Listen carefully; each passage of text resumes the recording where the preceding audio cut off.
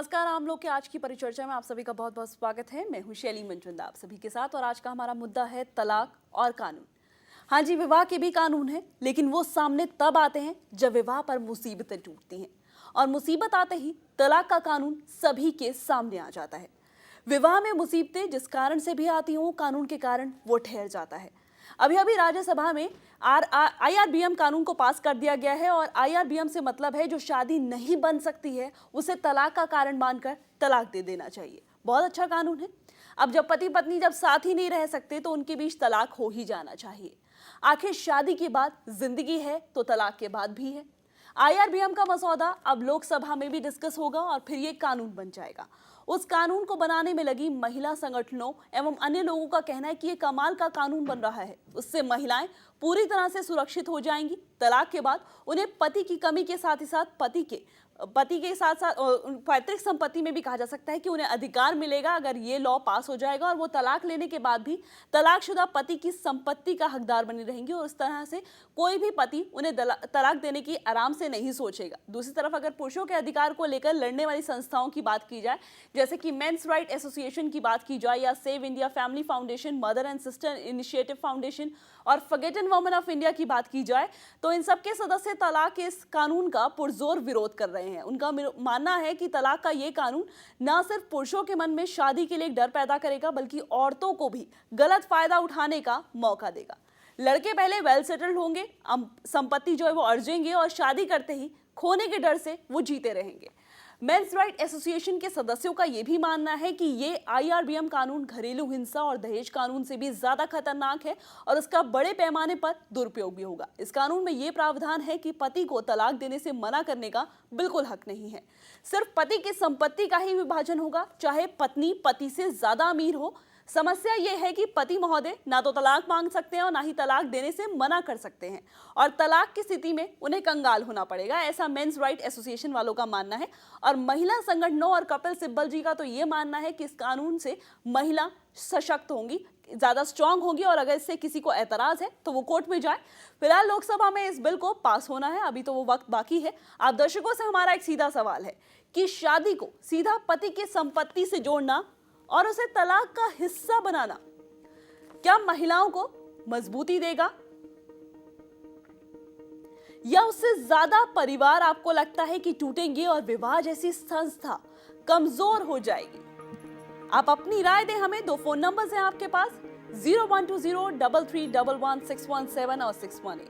आपकी राय काफी अहम है, हमसे जुड़ सकते हैं आप। आपकी टीवी स्क्रीन पर लगातार एक सवाल है कि शादी को सीधा पति की संपत्ति से जोड़ना और उसे तलाक का हिस्सा बनाना क्या महिलाओं को मजबूती देगा या आपको लगता है कि उससे से ज्यादा परिवार टूटेंगे और विवाह जैसी ऑर्गेनाइजेशन और ज्यादा कमजोर हो जाएगी?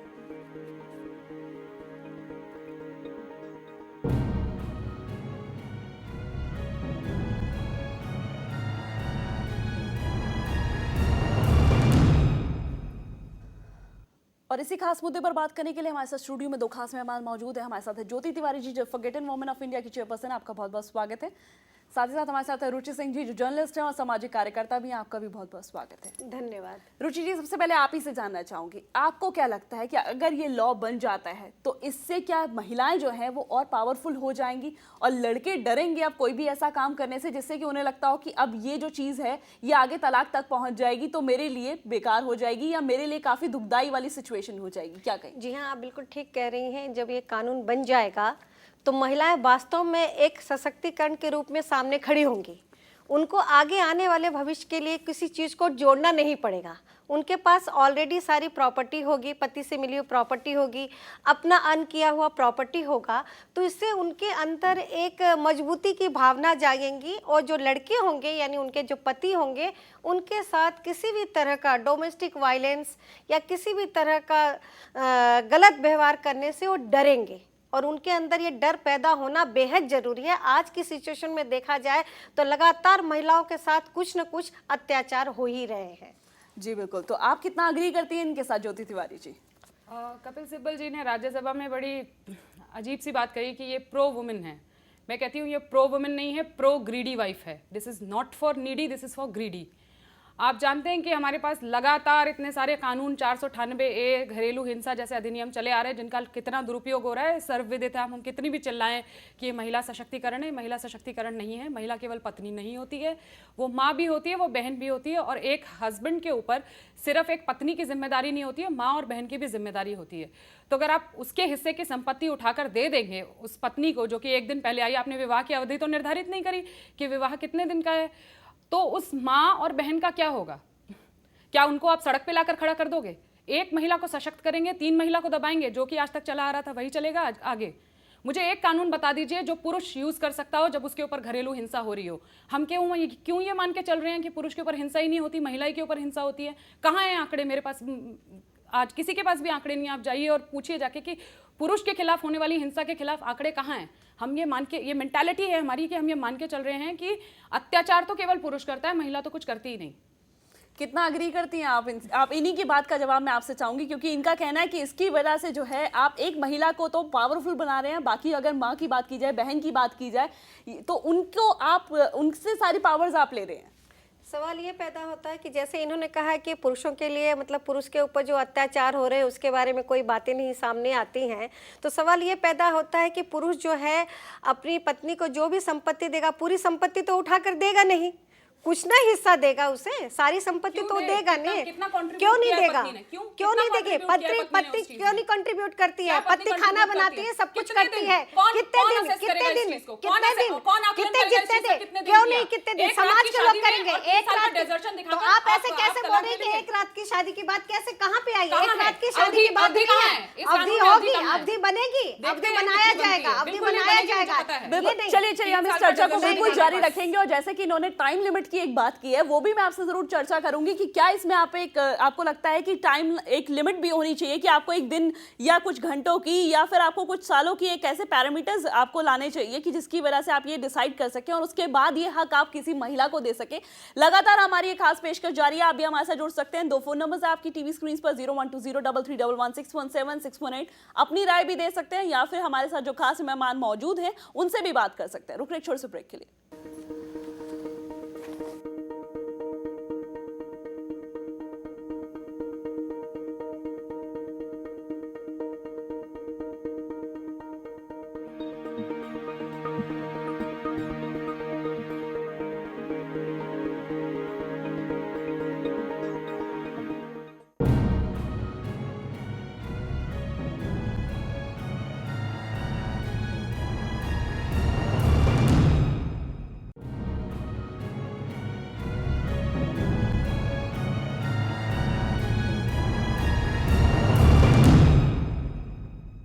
ब्रेक के बाद एक बार फिर से आप सभी का स्वागत है, और आज हम बात करें IRBM कानून की। एक ऐसा कानून, अगर आपको लगता है कि आपकी शादी सही तरीके से नहीं चल पा रही तो उसे तलाक का कारण मानकर तलाक दे दिया चाहिए। तो आपको क्या लगता है कि कितना सही है ये? क्योंकि इस लॉ के जरिए एक लड़की को अपने पति की एंसेस्टर प्रॉपर्टी में भी हक मिलेगा। आपको लगता है कि अगर ये सही है, या फिर अगर आपको लगता है कि ये गलत है, तो आप लगातार हमारे से जुड़ सकते हैं। 2 फोन नंबर्स हैं आपके पास टीवी स्क्रीन पर जिनके जरिए आप हमसे बात कर सकते हैं। और चलिए अब आपको दिखाते हैं कि मेंस एसोसिएशन का, और साथ ही साथ जो इनके फेवर में आई हैं, जो फीमेल ऑर्गेनाइजेशंस इनके फेवर में आई हैं, उन दोनों ऑर्गेनाइजेशंस का क्या कुछ कहना है इस लॉ के बारे में।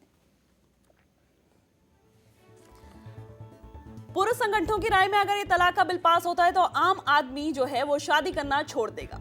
आदमी प्रॉपर्टी में निवेश करना भी बंद कर देगा। तलाक और घर टूटने जैसे केसेस और ज्यादा बढ़ जाएंगे। पुरुष संगठनों की राय हम आपको दिखा रहे हैं। ये कानून पिता रहित समाज को भी जन्म देगा। शादी प्रॉपर्टी ट्रांसफर ब्यूरो में तब्दील हो जाएगी, और कुछ औरतें सिर्फ प्रॉपर्टी के लिए शादी करेंगी और जल्द से जल्द अपनी शादी को तोड़ दिया करेंगी। अगर ये बिल पास हो जाता है तो ये कानून सोसाइटी में क्राइम को भी बढ़ावा दे सकता है। और प्रॉपर्टी एक बहुत संवेदनशील मुद्दा है, और अगर मेहनत से बनाई गई प्रॉपर्टी सिर्फ शादी की वजह से आपको अपनी बीवी को देनी पड़े तो ये सारी चीजें सामने आएंगी। समाज में लोग औरतों के नाम से डरने लगेंगे। आदमियों की आत्महत्या के केसेस भी बढ़ जाएंगे। हर साल तकरीबन 64,000 शादीशुदा लोग सुसाइड करते हैं, और ये कानून आदमी को कंगाल भी बना देगा। महिला संगठनों की अगर बात की जाए तो तलाक का ये कानून महिलाओं को पावरफुल बनाएगा। महिलाएं आर्थिक रूप से मजबूत हो पाएंगी और महिलाओं को उनके पतियों के जुल्म से भी मुक्ति मिल सकेगी अगर ये बिल पास होता है, ऐसा महिला संगठनों का मानना है। पुरुष डरेंगे और घरेलू हिंसा के मामले भी कम होंगे।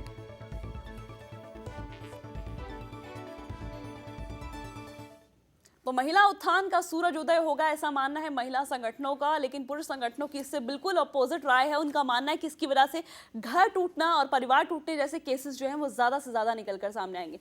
ज्योति तिवारी जी, आपसे बात करना चाहूँगी। अभी जो हमने आपको ये सारी चीज़ें दिखाई हैं, जो दो, एक इसके फेवर में है, एक इसके अपोज में है, उन दोनों का क्या कुछ कहना है ये हमने आपको दिखाया है। आप क्या मानती हैं, आपके हिसाब से क्या होना चाहिए? महिला उत्थान घरेलू हिंसा कानून से नहीं हो पाया, महिला उत्थान करोड़ों की स्कीमों से नहीं हो पाया, महिला उत्थान दहेज का कानून से नहीं हो पाया, अब महिला उत्थान एक और कानून से होगा। हमारे पास हिंदू सक्सेशन एक्ट है जो कि ये कहता है कि पुत्री को पिता की संपत्ति में बराबर का अधिकार है। कोई पिता अधिकार नहीं देता, ठीक है। सशक्तिकरण आपके अपने घर से आता है, जिसका आपके साथ ब्लड रिलेशन होता है, खून का रिश्ता, वो पिता आपको अधिकार देने को तैयार नहीं है। बेटियां लेती भी नहीं है। नहीं तो क्यों नहीं लेती हैं? आप पति के ऊपर केस करवाना सिखा रहे हो, पिता के ऊपर सिखाओ ना, क्यों नहीं लेती जाके लड़कियां? करें अपने पिता के ऊपर केस, जिस तरह वो पति के खिलाफ एक रिपोर्ट दर्ज करा देती हैं जाके, और आपके घर पुलिस पहुंच जाती है। लेकिन पति के खिलाफ ज्योति तिवारी जी इसलिए केस दर्ज करवाया जाता है और इसलिए वो प्रॉपर्टी में हक मांग रही है क्योंकि उन्होंने उसके साथ गलत किया है। 8 गुना ज्यादा माता और पिता अपनी बेटी पर हिंसा करते हैं। ये एक, मैं नहीं कह रही हूं, डेटा है। 8 गुना लड़की की मां उसके ऊपर हिंसा करती है बजाय इसके कि पति करता हो। लेकिन कोई लड़की अपनी मां के खिलाफ कभी भी रिपोर्ट दर्ज नहीं कराती। सशक्तिकरण आप घर से दे नहीं रहे हैं, क्योंकि पिता ने संपत्ति पे हक नहीं दिया इसलिए कॉम्पनसेट पति करेगा। क्योंकि आप एक लॉ लागू नहीं कर पाए इसलिए आप दूसरा लॉ ला रहे हैं ताकि उस चीज को कॉम्पनसेट किया जाए। मुझे समझ में नहीं आता इस देश में पति को एटीएम मशीन क्यों समझा जाता है, उसे इंसान क्यों नहीं समझा जाता? क्या वो सिर्फ इसलिए है कि वो कमा कमा कर जमा करता रहेगा? फिर एक दिन एक लड़की आएगी जो 2 रात उसके साथ रहेगी, फिर उसको छोड़ के चली जाएगी, 3 साल का डेजर्शन दिखाएगी और उसकी संपत्ति पर अधिकार जमा लेगी। और इसमें उस लड़की का पिता भी साथ देगा जिसने उसको अपनी संपत्ति पे हक नहीं दिया है, लेकिन दूसरे आदमी की संपत्ति को ग्रैब करने में पूरा साथ देगा। रुचि जी, आपसे बात करना चाहूंगी। आपको लगता है कि कोई भी लड़की इसलिए शादी करती है क्योंकि वो ये समझती है कि अगला लड़का जो है वो एटीएम मशीन है? जैसे कि ज्योति तिवारी जी का भी कहना है कि लड़कियां जो है वो लड़कों को एटीएम मशीन मान लेती है कि पति से वो अपनी संपत्ति भी अर्जित कर लेंगी, उनसे पैसा भी मांग लेंगी, कंपनसेशन भी मांग लेंगी। क्या कोई लड़की ऐसी सोच रख के शादी करती? जी नहीं, हर एक लड़की का एक अपना सपना होता है कि उसको जो भी पति मिले अच्छा मिले, उसे समझने वाला मिले, उसे सहयोग देने वाला मिले, उसे स्नेह करने वाला पति मिले। लड़कियां, आज की लड़कियां जो हैं, खास करके आज के दौर की जो लड़कियां हैं, पति को एटीएम मशीन कभी भी नहीं समझती। वो चाहती है कि उनका घर परिवार आगे बढ़े, सुखी हो और वो एक बच्चे को जन्म दे, माँ के रूप में आगे बढ़े, पत्नी के रूप में सहयोग करें, सासू माँ को भी अपना सारा सहयोग करें। वो ये चाहती, कभी भी वो पति को वो एटीएम नहीं समझती है। लेकिन घर में कुछ माहौल ऐसे हो जाते हैं जैसे कि उनके मदर इन लॉ वगैरह मतलब लड़की को समझ नहीं पाती है, उसकी भावनाओं को नहीं समझ पाती है, उसकी बातों को, कई बातों को नहीं समझ पाती है। तो छोटे छोटे मुद्दों को लेके कि भाई, जैसे एग्जाम्पल मैं आपको देना चाहूँगी कि पति को भिंडी पसंद है और सासू माँ को, मदर इन लॉ को बैगन पसंद है, तो उसने दोनों सब्जियाँ नहीं बनाई है, कुछ और अपनी मनपसंद सब्जी बना ली है, तो डाइनिंग टेबल पे डिस्कशन शुरू हो जाएगा कि भाई आज तुमने ये सब्जी नहीं बनाई, ये नहीं। छोटे छोटे, माफ कीजिए, माफ कीजिए, माफ कीजिए, माफ कीजिएगा, पहले पूरी बात। दहेज और घरेलू हिंसा का मामला दर्ज होता है, नहीं होता, जल्दी नहीं होता, माफ कीजिएगा, बहुत जल्दी दर्ज होता है, बहुत जल्दी नहीं होता। छोटी छोटी, पहले लड़की सहती, माफ कीजिएगा, पहले लड़की सहती है, सहती जाती है। कोई लड़की सहती नहीं है, मालूम नहीं आप कौन से जमाने की बात कर रही है, कोई लड़की नहीं सहती है। चलिए, आप दोनों को रोकना चाहूंगी। एक कॉलर हमारे साथ जुड़ चुके हैं, वो अपनी राय देना चाह रहे हैं। दिल्ली से पंकज जी हैं हमारे साथ, आपका बहुत बहुत स्वागत है। अपनी राय दीजिए, आप क्या कहना चाहते हैं? मैम, ये जो आप बहस कर रहे हैं ये बेकार की बहस है, और कपिल सिब्बल जी को समझाइए कौन सा कानून आप पास करा रहे हैं जी। और ये कानून अगर पास कराना है तो पहले औरत को मजबूत करना चाहते हो आप? हेलो जी, हम आपकी बात को सुन रहे हैं, अपनी राय पूरी करिए। जी, राय मैं पूरा करना चाहता हूँ कि आप कह रहे हैं कि औरत को, तलाकशुदा औरत को प्रॉपर्टी देनी चाहिए। ये ऐसा हम नहीं कह रहे हैं, ये कानून पास होने वाला है, ये हमारी वजह से पास नहीं हो रहा। हम आपकी राय पूछ रहे हैं, आपको लगता है कि ये कानून जो है महिलाओं को पावरफुल बनाएगा या फिर घर तोड़ने का काम करेगा? जी नहीं, ये बिल्कुल है, घर तोड़ने का काम है और बिल्कुल बेकार कानून है। मैं सहमत नहीं हूँ। पंकज, मैं आप ही से बात करना चाहूंगी। अगर आपकी सिस्टर या आपको लगता है कि आपकी फैमिली में किसी फीमेल के साथ ऐसा कुछ हो कि आपके साथ, भगवान ना करे लेकिन ऐसी नौबत आ जाए, तब आप नहीं चाहेंगे कि उसे ये हक मिलना चाहिए? मैम नहीं है, आजकल की औरत है, खुद इंडिपेंडेंट है, खुद अपने पे डिपेंड है, पढ़ी है, लिखी है। आप देखो, आप ही 3 लेडीज बैठी हैं अपनी न्यूज रूम में, और आप अपने किसी पे मजबूर है क्या? आप खुद कमा सकते हैं, खुद कार्य कर सकती है। आज की औरत कमा सकती है, खा सकती है, अपने बच्चे पाल सकती है। ऐसा नहीं है कि किसी से भीख मांगे या अपनी किसी की प्रॉपर्टी, ऐसा फ्रॉड हो जाएगा मैम। आज तो आपने कर दिया, ठीक है, हमारी सिस्टर है वगैरह कुछ भी है, आप ठीक कह रहे हैं, लेकिन कोई भी अगर गलत हो रहा है तो वो तो कर सकती है गलत। लेकिन अगर इसकी सही, आप मिसयूज की बात करें, लेकिन अगर कहीं सही है, जायज है, अगर उसको आपको लगता है कि उसके साथ गलत हुआ है, तब तो वहां पर इस लॉ का उसे हक मिलना चाहिए। नहीं मैम, आपकी बात बिल्कुल ठीक है, मैं सहमत हूँ, बट ये ज्यादातर होगा तो ये बेकार ही होगा, बट नथिंग। चलिए, बहुत बहुत धन्यवाद पंकज अपनी अहम राय देने के लिए और हमारे साथ जुड़ने के लिए। तो ज्योति तिवारी जी और रुचि जी, जैसे हमने सुना कि इनका कहना था कि इसका मिसयूज ज्यादा होगा, क्योंकि लड़कियां जो हैं वो अपने आप इंडिपेंडेंट होती हैं, सब कुछ खुद कर सकती हैं, फिर उन्हें ऐसे किसी लॉ की क्यों जरूरत है। सशक्तिकरण का मतलब होता है कि एक महिला को इतना सशक्त बना देना कि उसको किसी की और की ज़रूरत ना पड़े। जैसा कि उन्होंने बोला कि भीख मांगने की ज़रूरत नहीं है। हम क्या सिखा रहे हैं? हम महिला को भीख मांगना सिखा रहे हैं, ठीक है। और आप तलाक को अगर ऐसे बेनिफिशियरी बनाओगे कि तलाक होने से ये फ़ायदे होंगे, तो आपको क्या लगता है कि यहाँ पे तलाक ज़्यादा होंगे या शादियाँ ज़्यादा होंगी? 2010 में चीन ने ये कानून अपने यहाँ से वापस लिया, क्योंकि वहाँ पे शादी की दरें घट रही थी और डिवोर्स की बढ़ रही थी। और हम उस कानून को, जो कि वहाँ वापस लिया जा चुका है, उसको हम अपने यहाँ अडॉप्ट कर रहे हैं। आप कह रही हैं भिंडी और बैंगन, उसी भिंडी और बैंगन के पीछे भिंडी और बैंगन की बात है, एक एग्जांपल पे दे रही हूं जी। माफ कीजिएगा, शुरू में कभी भी माफ कीजिएगा, शुरू में कभी भी लड़की मैं इस बात के लिए आपको माफ नहीं करूंगी, मैं भी आपके वहां मदर इन लॉ को दोषी ठहरा रही है। मदर इन लॉ को दोषी मैं बता रही हूं। छोटी छोटी चाहती है कि उसका पति ये हो, एक पत्नी चाहती है कि उसका पति वो हो। अच्छा, तो पति भी तो कुछ चाहता है कि सिर्फ पति भी चाहता है, दोनों एक दूसरे को दोनों की बात कीजिए, दोनों की बात पूरी नहीं होने दे रही है। आप बात गलत बात बोल रही है, इसलिए बात बिल्कुल पूरी नहीं होने दूंगी। मैंने भुगता हुआ, मैंने देखा हुआ, हमने भी भुगता हुआ, हमने भी देखा। आपने नहीं देखा। चलिए रुचि जी, आप ही की बात आपने भी हमारी बात नहीं देखी हुई। आपकी बात पूरी करना चाहूंगी, क्या कहना चाह रही थी आप? मैं ये कहना चाह रही थी कि छोटी छोटी बातें जब परिवार में उठती हैं और जो छोटी छोटी बातों का मतलब एक जमाव हो जाता है, तब जाके आगे चलकर इस तरह के मुद्दे उठते हैं कि भाई अब हमें इनके साथ रहना ही नहीं है, अब हमें डाइवोर्स लेना है। ये प्रॉब्लम, क्योंकि लड़की जो औरत होती है वो बहुत इमोशनल होती है, चाहे कुछ भी कहती है। पति होता होगा इमोशनल, होता होगा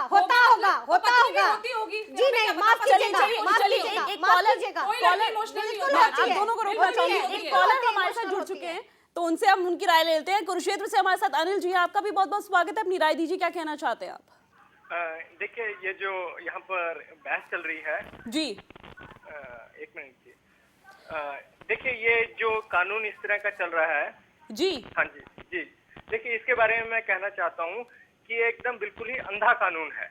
अगर जो इस तरह का कानून लागू किया जाता है तो देश के अंदर ये बिल्कुल ही अंधा कानून लागू होगा, क्योंकि इस बात में बिल्कुल सही है कि लड़कियां नाजायज तरीके से लड़कों को या उनके ससुराल वालों को, अपने ससुराल वालों को वो धमकियां देती हैं कि अगर जो तुमने हमारे खिलाफ कुछ भी किया तो हम तुम्हें कोर्ट में खींच लेंगे और तुम्हें जेल करवा देंगे।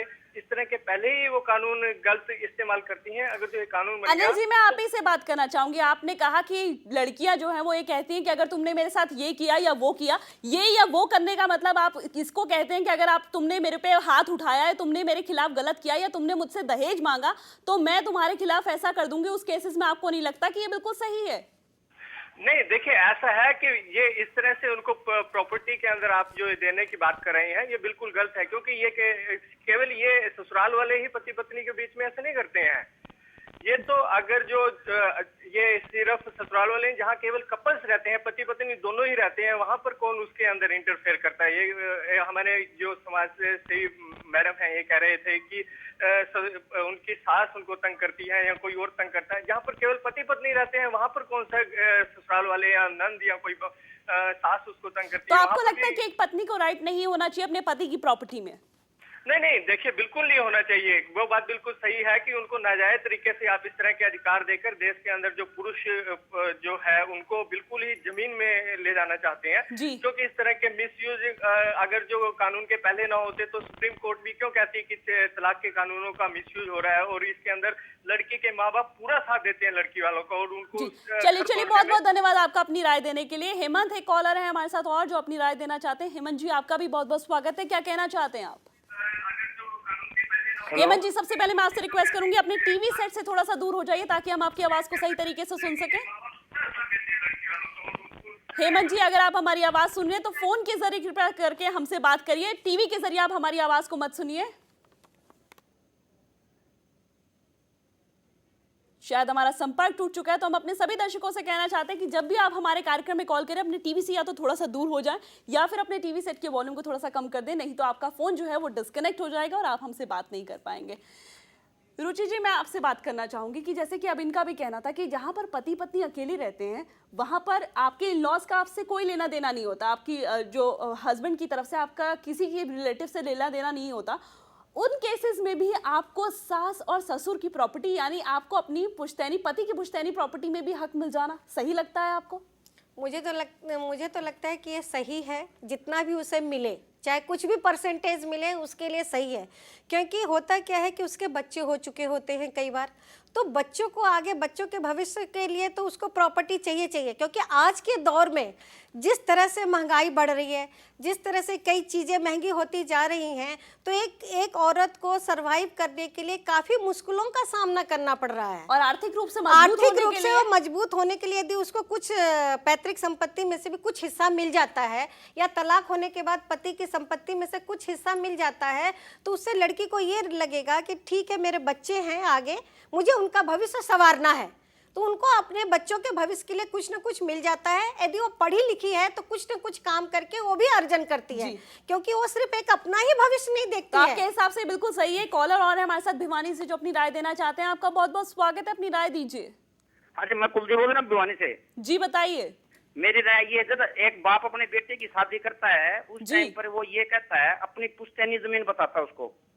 लड़की की शादी व्यक्ति विशेष से नहीं होती, लड़की की शादी घराना विशेष से होती है जी।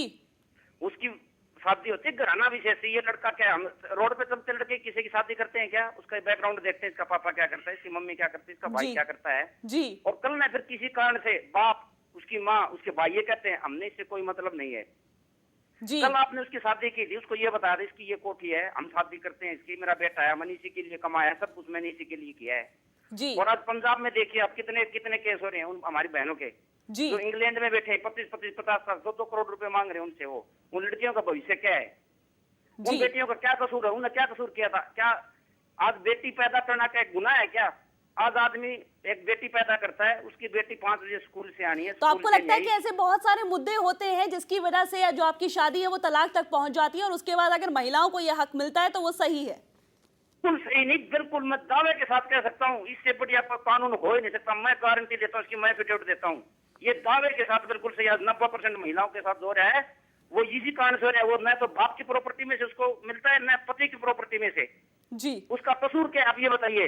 जी जी। चलिए, एक शादी होती है उसकी, वो अपने पति को उसका वंश चलाती है, उनके बर्तन साफ करते हैं, उनकी पढ़ाई करती है, सब कुछ करती है और फिर उसको गाली गलौज सहना पड़ता है। आप उस पत्नी को उस पति की माँ बाप बहन भाई सब कुछ कह देते हैं, फिर भी वो सुनती है। उस पति को एक दिन भी अगर उस पत्नी की माँ बाप कोई कह देगा, वो जिंदगी भर उसके घर पे नहीं जाएगा। चलिए, बहुत बहुत धन्यवाद आपका अपनी राय देने के लिए। और एक और कॉलर हमारे साथ फोन लाइन पर जो अपनी राय देना चाहते हैं, आपका भी बहुत बहुत स्वागत है। क्या कहना चाहते हैं आप? हेलो जी, हम आपकी आवाज सुन सकते हैं, अपनी राय दीजिए।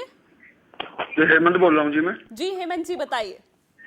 मैडम मैं ये कहना चाहता हूँ कि ये जो तलाक का कानून ये जो बन रहा है जी, ये बिल्कुल खराब है। इससे अगर कोई मेरा तलाक हो चुका है काफी दिन पहले, अगर वो मेरे से आगे अगर प्रॉपर्टी में हिस्सा दोबारा मुझसे मांगने की कोशिश करती है तो मेरे माइंड में बस एक ही चीज आएगी कि मैं उसको जान से मार दूं।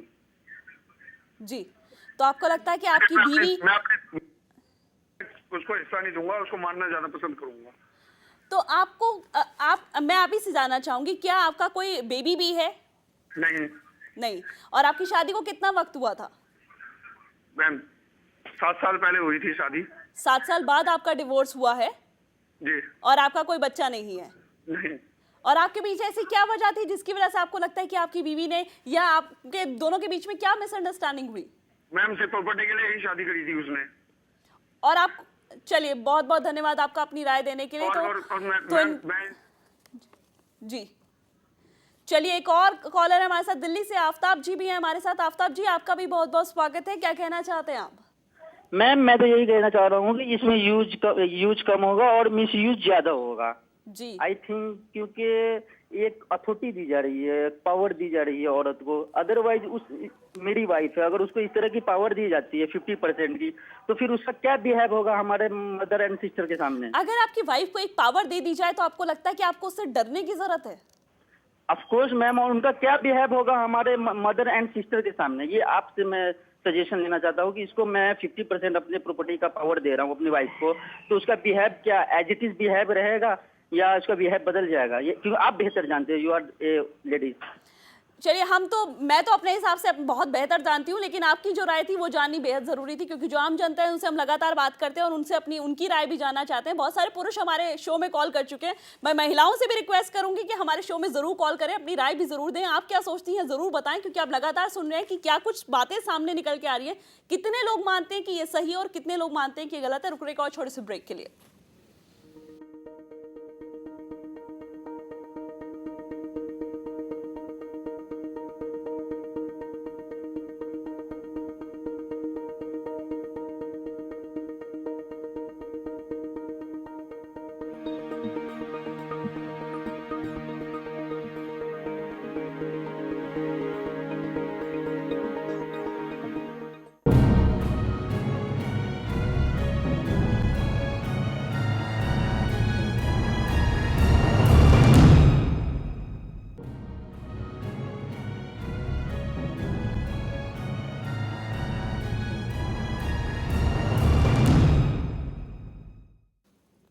तलाक और कानून, यही है हमारा आज का मुद्दा, जिसमें हम लगातार बात करें। दो खास मेहमान हमारे साथ स्टूडियो में मौजूद हैं। हमारे साथ ज्योति तिवारी जी हैं, साथ ही साथ रुचि सिंह जी हैं, जिनसे हम लगातार चर्चा कर रहे हैं इस मुद्दे के बारे में। और एक कॉलर भी हमारे साथ जुड़ चुके हैं जो अपने बारे में जो बात करना चाह रही हैं, जो इस बारे में राय देना चाहती हैं।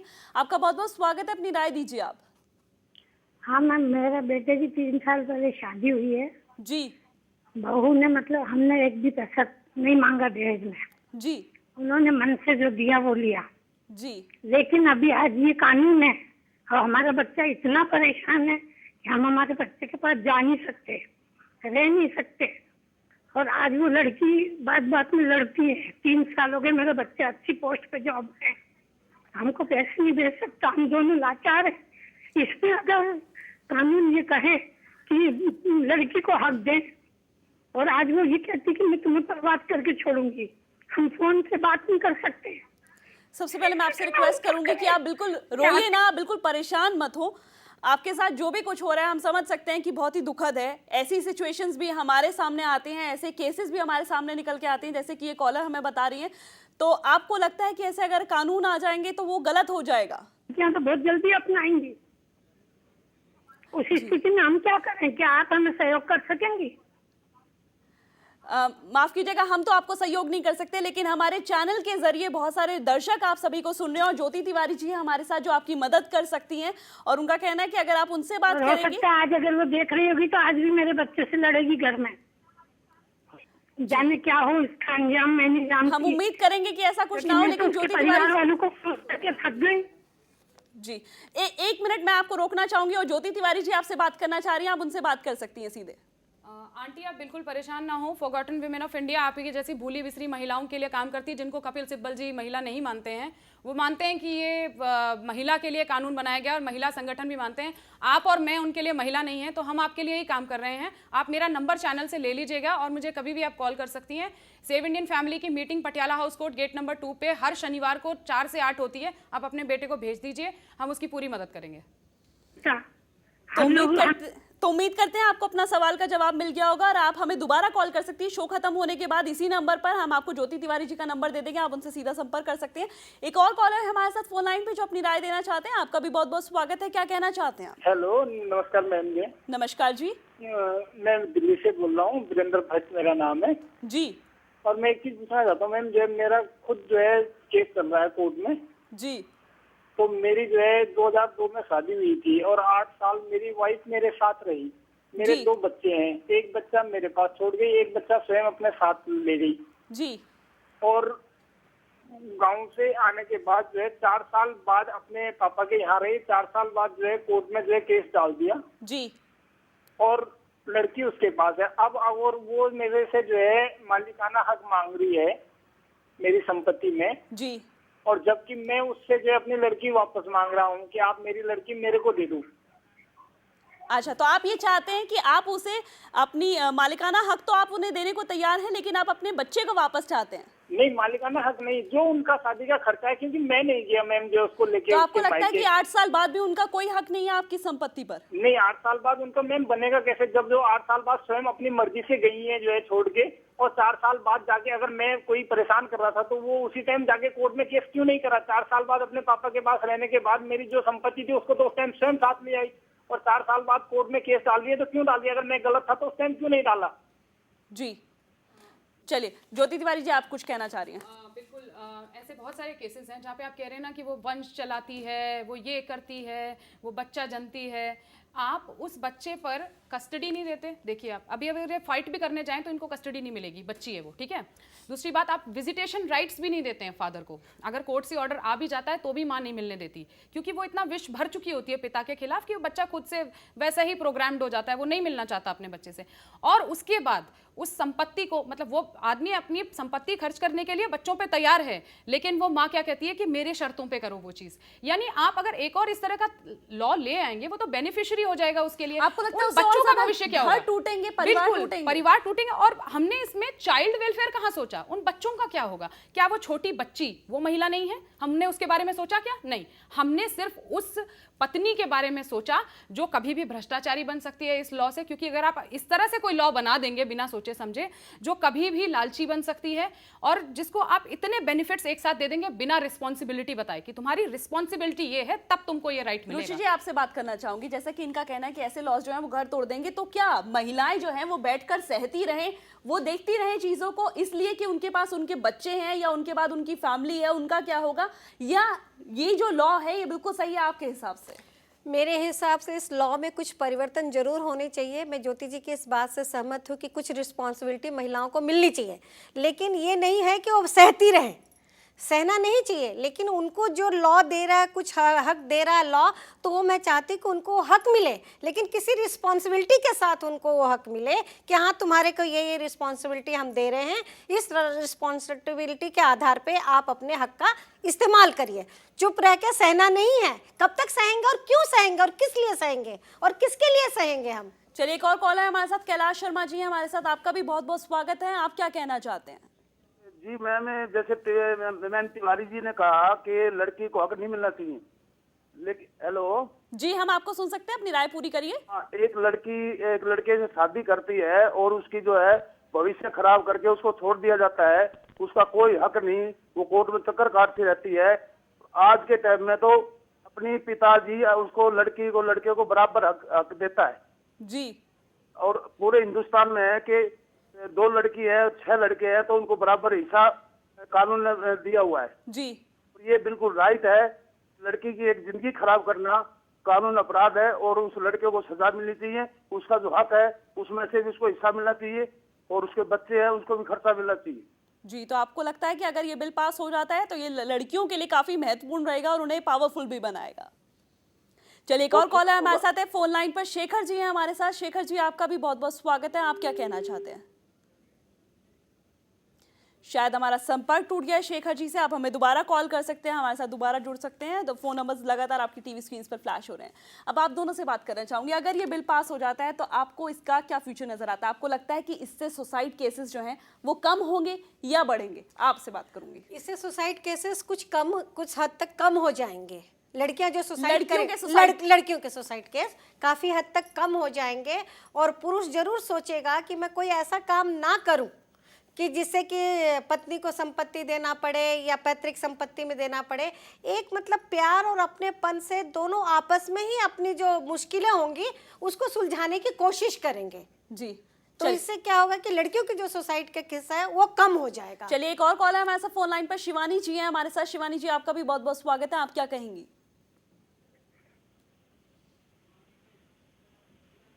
चलिए, भिवानी से सिकंदर जी हैं हमारे साथ। सिकंदर जी, आपका भी बहुत बहुत स्वागत है। आप क्या कहेंगे?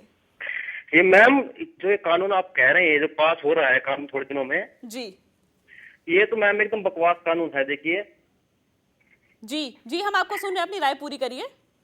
मैम, ये एकदम बकवास कानून है, क्योंकि अगर आप किसी लड़की को उसके पति की प्रॉपर्टी में जो उसके पति ने खरीदी हो उसमें आप हिस्सा देते तो ये ठीक भी था, लेकिन मैम पूछते नहीं जमीन पे हिस्सा देना, तो जहाँ तक मेरा आइडिया, ये बहुत गलत बात है। आप क्यों गलत मानते हैं इसे? क्योंकि मैम पत्नी का हक पति पे होता है, ना कि उसके घर वालों पे। मैम आपको लगता है एक पत्नी का हक सिर्फ अपने पति तक होता है, उसकी संपत्ति, उसके घर, उसकी जायदाद में कहीं नहीं होता है? नहीं मैम, उसके घर वालों की जायदाद में नहीं हो सकता मैम। जो पुश्तैनी है घर वालों की जायदाद पे क्यों नहीं होता है? अगर एक पत्नी शादी करती है, एक लड़की शादी करती है, तो वो अपने हस्बैंड के पेरेंट्स की भी देखरेख करती है, उनके घर की जो और बाकी रिलेटिव्स होते हैं उनकी भी देखरेख करती है। तो आपको नहीं लगता कि वहाँ कोई राइट बनता है? वो तो मैम उसका फर्ज भी बनता है, लेकिन ये बात वहाँ आपको लगता है कि लड़की का वो फर्ज होता है, लेकिन अगर संपत्ति की बात की जाए तो वो लड़के का फर्ज नहीं होता है। लड़की फर्ज तब बनता है मैम, मान लो कि उसके हस्बैंड की प्रॉपर्टी हो, जो उसके हस्बैंड ने अपने पैसों से खरीदी हुई हो, तो वो तो उसका हिस्सा बनता है। लेकिन जब उसके पिताजी या उसके दादाजी ने कहीं से खरीदी हो, उनको क्या पता था कि हमारे जाके आगे ऐसी बात मिलेगी, तब हमारी बहू ऐसी हिस्सा लेने आएगी हमसे। चलिए बहुत बहुत धन्यवाद मान आपका। लीजिए मैम, चलिए बहुत बहुत धन्यवाद आपका अपनी राय देने के लिए। आपकी राय हम तक पहुंच चुकी है। महेंद्र जी हैं, एक और कॉलर हमारे साथ फोन लाइन पर। महेंद्र जी, आपका भी बहुत बहुत स्वागत है। आप क्या कहेंगे? हेलो जी महेंद्र जी, हम आपकी आवाज सुन सकते हैं। आप क्या कहेंगे? जी मैं ये कहना चाहता हूँ जी अगर शादी कर दी लड़की की, और वो लड़की अगर एक जगह से तलाक ले लिया, वहां से भी मिल जाएगा उसको हिस्सा, दूसरी जगह से भी तीन चार पांच जगह से मैंने देखे हैं, दो चार एक कहानियां। वो जितनी जगह से तलाक लेगी उतनी जगह से उसको पूरा हक मिलेगा क्या? जी, हम आपकी राय को सही तरीके से नहीं सुन पाए हैं। एक बार आप दोबारा आपसे रिक्वेस्ट करूंगी, क्या कह रहे थे आप? जी मैं ये कहना चाहता हूँ जी, ये किसी का तलाक हो गया है जी, उसको वो अपने पति का पूरा मिल गया हक ससुराल का जी, वो दोबारा उसने शादी कर ली जी, और वहां से भी अगर वो मतलब 4-5 शादियां ऐसे कर लेती है वो, तो 4-5 जगह से उसको हक मिलेगा क्या? जी, तो ये जो अगर इसी बारे में आपसे बात करना चाहूंगी तो क्या कहेंगे आप? अगर एक लड़की जो है वो पहले तलाक से अगर प्रॉपर्टी ले लेती है, उसके बाद अगर वो दूसरी शादी करती है और उससे भी अगर उसका डिवोर्स होता है, तो दोनों तरीके से प्रॉपर्टीज उसको मिल जाएंगे? बिल्कुल यही होने ही वाला है। आप विवाह नाम की संस्था को व्यवसायीकरण कर रहे हैं, वो बहुत जल्दी बहुत अच्छा बिजनेस ऑलरेडी बन चुका है। 498 है और घरेलू हिंसा ने उसको बिजनेस बना रखा है। ये और अधिक बिजनेस बनेगा। और कपिल सिब्बल जी ने तो हमसे खुद व्यक्तिगत रूप से कहा था कि इससे कोई फर्क नहीं पड़ता, एक रात की शादी हो या 10 साल की शादी हो, शादी तो बराबर होती है। चाहे वो शादी हो गई, माने वो फिर हो गई, वो एक रात रहकर गई और आपकी संपत्ति हथिया ली, उनको इससे कोई फर्क नहीं पड़ता। वो केवल महिला के बारे में सोच रहे हैं, और वो भी वो महिला जो लालची है। चलिए रुक रहे एक और छोटे से ब्रेक के लिए। ब्रेक के उस पार भी हमारी खास चर्चा जारी है। आप भी हमारे साथ जुड़ सकते हैं। लगातार आपकी टीवी स्क्रीन पर नंबर फ्लैश हो रहे हैं।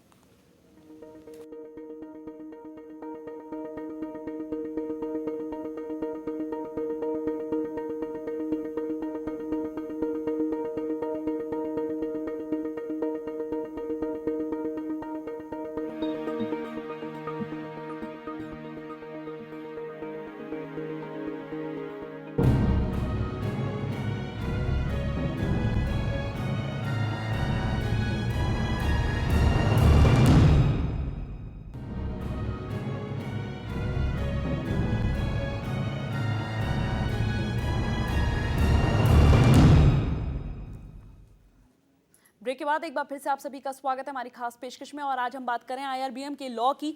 जो लॉ पास हुआ है, होने वाला है, उसके जरिए आप अगर आपकी पत्नी आपसे तलाक लेती है तो उसको आपकी पुश्तैनी जायदाद में भी हक मिलेगा। कितना सही लगता है आपको ये? आप हमें जरूर बताएं। ज्योति तिवारी जी, आपसे बात करना चाहूंगी। लड़कों की संख्या ज्यादा है सुसाइड करने वाले, अगर केसेस की बात की जाए तो उनकी अगर 66,000 पुरुष जो है वो हर साल जो है सुसाइड कमिट करते हैं। आपको क्या लगता है कि क्या विवाहित पुरुष नहीं है, ये सारे पुरुष हैं, क्या क्या वजह है? उनमें वजह क्लियर नहीं हो पाई, लेकिन आपको क्या लगता है कि क्यों सबसे ज्यादा सुसाइड करते हैं? जब जो डेटा मैंने देखा है उसके हिसाब से उन्होंने सबसे ज्यादा जो 22.7% के करीब NCRB की साइट कहती है कि डोमेस्टिक डिस्प्यूट की वजह से। क्योंकि आप आदमी की फ्रस्ट्रेशंस आप समझते ही नहीं ना, कि ना आप रोने का हक देते हो उसे, ना आपने कोई कानून बनाया जो उसकी रक्षा कर सके, ना आप ये मानते हो कि उसके साथ कोई सेक्सुअल हैरेसमेंट होता है, ना आप ये मानते हो कि उसके साथ कोई फिजिकल हैरेसमेंट होता है। आप ये मानते ही नहीं कि पुरुष के अपने दर्द हैं, पुरुष के लिए कोई मेंस वेलफेयर मिनिस्ट्री नहीं है। तो वो आदमी जाएगा कहाँ? आत्महत्या के सिवा आपने रास्ता क्या छोड़ा है? अब इस कानून आने के बाद या तो आत्महत्या रास्ता है, या हत्या, जो लड़का कह रहा था कि मैं अपनी संपत्ति के लिए हत्या करना ज़्यादा पसंद करूंगा। और फिर आप उसी पुरुष को दोष देंगे कि देखो ये तो रेप करता है, देखो ये तो रेपिस्ट है, देखो ये तो मर्डरर है। तो क्रिमिनल बन जाएगा। वो आदमी की सप्रेशन और फ्रस्ट्रेशन वो इसी तरह से निकलेगी। समाज में इससे क्राइम बढ़ेगा, औरतें सुरक्षित नहीं होगी। यदि आदमी सुरक्षित नहीं हैं तो हम औरतें कभी भी सुरक्षित नहीं हो सकती। ये आप मान के चलिए, आप जितने मर्जी लॉ बना लीजिए, कोई फर्क नहीं पड़ता। चलिए, एक और कॉलर है हमारे साथ फोन लाइन पे, दीपशिखा जी हमारे साथ कुरुक्षेत्र से। आपका भी बहुत बहुत स्वागत है। दीपशिखा जी, अपनी राय दीजिए, क्या कहना चाहती हैं आप? हेलो जी दीपशिखा। हेलो मैम, मैं ये कहना चाहती हूँ, मैम ज्योति तिवारी जी जो बोल रही है, मैं उनकी थोड़ी सी बात से सहमत हूँ, ज्यादा बातों से मैं सहमत नहीं हूँ उनकी। जी, क्यों? मैम एक्चुअल में जो वो बोल रही है कि लड़कों के कानून आने से, उनके लिए ये कानून आने से बेनिफिट है लड़कों के लिए, मैं उनकी इस राय से बहुत नापसंद करती हूँ उनकी राय को। क्योंकि लड़कियों के पे इतने अत्याचार करते हैं, उनकी फैमिली वाले अत्याचार करते हैं, उनको जला देते हैं, मारते हैं, पीटते हैं, पूरी तरह से टॉर्चर करते हैं। शादी के दूसरे दिन से वो दहेज के लिए टॉर्चर करते हैं। जी दीपशिखा जी, आप इनसे मतलब लड़कियों पे इतने अत्याचार होते हैं, लड़कियों के ऊपर तो रेप होते हैं, लड़कों के ऊपर तो कभी रेप नहीं होते। कोई क्या लड़कियां किसी दीपशिखा का रेप आपके करती साथ है? भी कोई ऐसी चीज हुई है? यस मैम, हुई है। तभी मैं बोल रही हूँ कि जब इन्होंने मतलब 2-2 दिन बाद वो तंग करना शुरू करते हैं, क्योंकि वो लड़कियां दर्द को सहती रहे, ये लड़कों के ऊपर कोई असर नहीं पड़ता। ये करने पे करते रहते हैं, उनकी फैमिली वाले भी साथ में करते हैं, ये लोग करते रहते हैं। दीपशिखा, क्या आप फिलहाल भी उसी चीजों को सह रही हैं या आपने केस दर्ज? नहीं, मैं सह नहीं रही मैडम, मैं मुकाबला कर रही हूँ इस चीज का।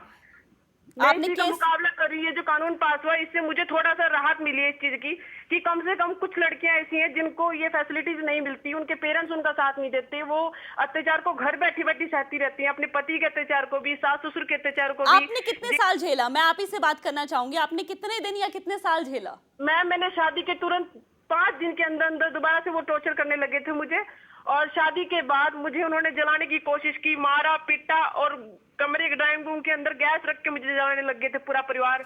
दीपशिखा, आपकी बात ज्योति तिवारी से यहाँ पर मैं सीधा करवाना चाहूंगी। ज्योति तिवारी जी, ये एक ऐसा केस है जिसमें उन्हें जलाने की भी कोशिश की गई। अब ऐसे में मैं दीपशिखा के हस्बैंड और उनके ससुराल वालों से बात करना चाहूंगी। मुझे दीपशिखा से बात नहीं करनी, मुझे other side of the story भी सुननी है, उसके बाद मैं फैसला करूंगी कि सच क्या है। ऐसे केसेस मैं रोज ऐसी एफआईआर देखती हूँ जहाँ पे लड़कियां कहती हैं, जहाँ पे नकली सर्टिफिकेट्स हैं कि गले दबाए, उनमें उंगलियों के निशान होते हैं। I don't believe. मैं दूसरी तरफ के पक्ष की भी बात जानना चाहूंगी। चलिए दीपशिखा, नहीं होता ये, जो लड़कियां दर्द सहती हैं उनसे पूछो उनके दर्द को, आप लड़कों की सपोर्ट मत करो। दीपशिखा, हम आपके दर्द को समझ सकते हैं, हम समझ सकते हैं कि आप जो बता रही हैं कि 5 ही दिन में आप ही के साथ ये सारी जो घटनाएं हैं वो हो गई। मैं आप ही से बात करती हूँ कि आपने कितने केसेस अभी तक डाले हैं और कौन कौन से केसेस डाले हैं? मैंने यही केस डाला है कि डोरी डिमांड का, इन्होंने डोरी डिमांड की है, मुझे जान से मारने की कोशिश की है जी, हरासमेंट का डाला है मैंने। तो चलिए, उम्मीद करते हैं कि बिल पास हो जाए और आपको भी इस बिल का फायदा मिल जाए, हम तो यही चाहेंगे। और एक और कॉल है हमारे साथ, पाली से, जो अपनी राय देना चाहते हैं। आपका बहुत बहुत स्वागत है, अपनी राय दीजिए। हाँ मैडम, मैं ये कहना चाह रहा था कि जो कानून अभी बताया गया इससे संतुष्ट हूँ, काफी अच्छा बता रहे हैं वो। लेकिन अभी जो मैडम बोल रही थी कि ज्यादातर लड़कियों पे ही रेप होते हैं जी, लेकिन ऐसा नहीं है। अगर अपन कानून के हिसाब से, अगर कोर्ट के हिसाब से भी देखा जाए तो 70% मसले ऐसे होते हैं जिसमें लड़कों को ज्यादा फंसाया जाता है। जी, तो यही बात तो हम कह रहे हैं कि लड़के क्यों नहीं सामने आते। जैसे ज्योति तिवारी जी का भी कहना था कि लड़कों को रोने का हक नहीं है, लड़कों को अपनी बात कहने का हक नहीं है। क्यों नहीं है? आपको नहीं लगता कि लड़के, अगर लड़कों के साथ कुछ ऐसा हो रहा है तो उन्हें भी सामने निकल के आना चाहिए? कानून ने जब पूरी तरीके से लड़कियों को सुविधा दे रखी है, अब अभी कहीं सिटी में भी खड़ा होकर एक लड़की अगर आवाज दे दे कि ये लड़का मेरे साथ ऐसा कर रहा है, तो सबके सब उसके खिलाफ हो जाते हैं, उसको बोलने का ज्यादा मौका नहीं दिया जाता है। तो आपको लेकिन अगर जेन्युइन केसेस की, चलिए मैं आपसे बात करती हूँ, ये तो आप कह रहे हैं कि ठीक है, अगर किसी लड़की, कोई लड़की फंसाना चाहे तो ऐसा हो जाती है, लेकिन अगर लड़की के साथ जबरदस्ती ऐसा हो रहा है तो उस समय आपको नहीं लगता कि उस समय उसे बुलाने की या अगर दूसरों की मदद मिलती है तो सही है वो? नहीं तो मैडम, जबरदस्ती का प्रूफ क्या है? वो तो आपने एक तरफा फैसला दिया कि जबरदस्ती कर रहे हैं, लेकिन जबरदस्ती की या नहीं की इसका फैसला आप थोड़ी बता सकते हैं या दूसरा कोई थोड़ी कर सकता है। वो तो जो हकीकत की बुनियाद होगी वही काम आएगा, और हकीकत तभी होगा जब दोनों पक्ष को सही ढंग से सुना जाएगा। चलिए, चलिए, बहुत बहुत धन्यवाद आपका अपनी राय देने के लिए। एक और छोटे से ब्रेक के लिए हम रुक रहे हैं, कहीं मत जाइएगा आप।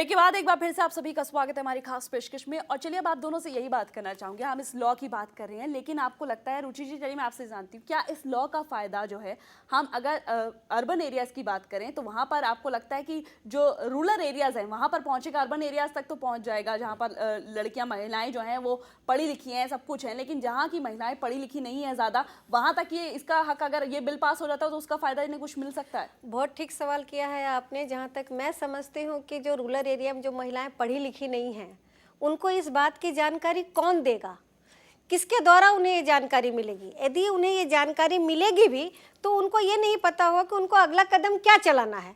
इसके लिए उन्हें चाहिए कि जो गांव पंचायत हो या कोई वहाँ पे जानने वाले जिला कमेटी या कुछ भी हो, उनके जरिए यदि उनके पास वो जाती हैं तभी ना उन्हें पता चलेगा। तो इसके लिए उनको वहाँ से सहयोग लेना चाहिए, क्योंकि रूरल एरिया में ये कानून जल्दी नहीं जाएगा और उन्हें नहीं पता चलेगा। क्योंकि जैसे हम फूड सिक्योरिटी बिल की बात कर रहे हैं तो फूड सिक्योरिटी बिल में अनाज और आपको ये सारी चीजें तो मिल रही हैं, लेकिन सुरक्षा की बात की जाए और संपत्ति की बात की जाए तो वहां पर तो ये सारी चीजें पॉसिबल उनको पता ही नहीं है। उनको पता ही नहीं है, रूरल एरिया की महिलाओं को पता ही नहीं है कि कानून क्या है, ये कानून क्या है, उन्हें तो खुद को नहीं पता है। आपको नहीं लगता, ज्योति जी चलिए मैं आपसे बात करना चाहती हूँ कि ये कानून जो है वो अर्बन शहरों की महिलाओं के लिए बनाया गया है? ये कानून किसी भी महिला के लिए नहीं बनाया गया है, ये केवल समाज के विघटन के लिए बनाया गया है, ये समाज में भ्रष्टाचार और बढ़ाने के लिए बनाया गया है, ये समाज में अपराध और बढ़ाने के लिए बनाया गया है। रूरल एरियाज़ में भी महिलाओं को अपने अधिकार पता होते हैं। मेरे पास बहुत सारे कॉल्स बीहड़ देहात वाली जगहों से आते हैं जहाँ पे बूढ़ी औरतें, जैसे वो आंटी अभी रो रही थी, वो कहती है मैं चाकू से हाथ काट लूंगी, सारे का सारा परिवार अभी अंदर चला जाएगा 1 मिनट में, नहीं तो मेरे को सोने का हार लेके। चलिए अब आप दोनों से मैं शॉर्ट में एक आंसर जानना चाहूंगी कि आपको लगता है कि ये बिल पास हो जाएगा, ये बिल जो है वो एक लॉ का रूप ले लेगा? रुचि जी आप? जहाँ तक मैं समझती हूँ बिल जरूर पास होगा और ये लॉ का रूप जरूर लेगा। ज्योति तिवारी? 100% पास होगा, तालिबानी कानून है, जरूर आएगा। तो आपको लगता है कि ये तालिबानी कानून है? बिल्कुल, लेकिन और इस पे बहस भी नहीं होगी, 10 मिनट के अंदर पास होगा। सारे एंटी मेल लॉज ऐसे ही पास होते हैं, उन पे बहस नहीं होती है। चलिए तो अब यही देखना अहम होगा कि जब ये बिल जो है वो लॉ का रूप ले लेगा तो क्या इसके इफेक्ट्स या साइड इफेक्ट्स कहा जाता है कि सामने निकल के आएंगे, कितना हक इसका महिलाओं को मिलेगा, या ये कहा जा सकता है कि कितना दुरुपयोग होगा इसका पुरुषों के खिलाफ।